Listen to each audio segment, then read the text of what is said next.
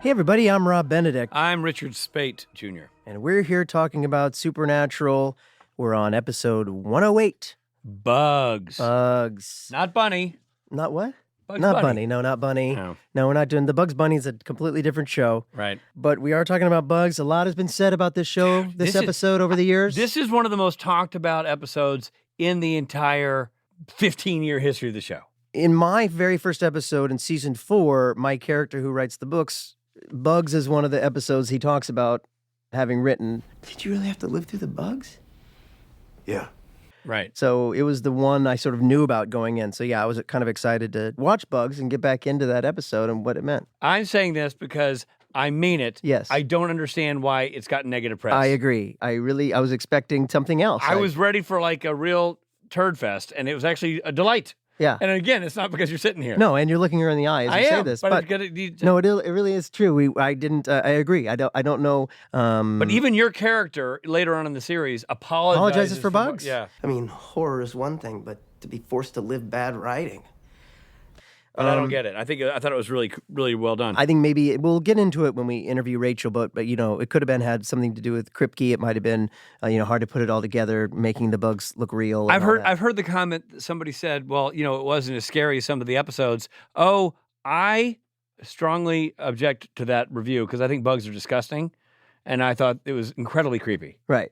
And this is just the product of TV that I thought was funny, is that the sun sets and here comes the swarm. And they start fending it off with the fire, and they're running around and blocking all the windows and doors, and then they're up in the roof, and the bugs are eating through the roof. Attic, we call it these days. Oh, they're up in the attic, right? The kids today call it an attic. Yeah, not a roof. And the bugs are eating through the roof. And then it's dawn. And it's dawn. It's a quick night. And I realized, this is taking place in the tundra, where it's a short night. They only. Sure nights. That explains what they should have had, like snow dogs go through there. Yeah, it's Alaska. Because literally, the sun rises about 19 minutes. Yeah, well, it's one of those Hollywood Hollywood nights. Yeah, like when you watch those movies that take place in Los Angeles and they go from downtown to the beach in like 2 minutes. Yeah.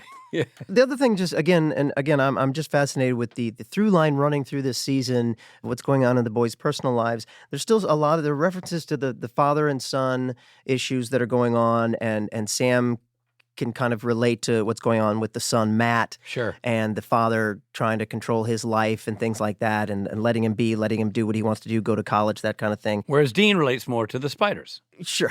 And the bees. Sure. He's always been more of a bee and spider guy. Again, funny things with Dean. I love when Dean goes up to take a shower in the steam shower that they have in these new houses, and Sam knocks on the door and Dean opens it up and he's got a towel wrapped around his head. That's comedy.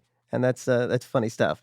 I had always heard that Dean doesn't really get to be funny until the episode where we've seen the clip where he gets scared he's scared of cats or something. Yellow fever. Yeah.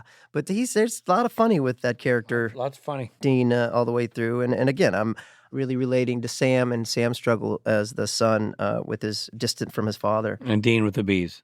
Please go subscribe to Supernatural Then and Now and listen to us every week as we walk through every swinging episode of Supernatural ever shot.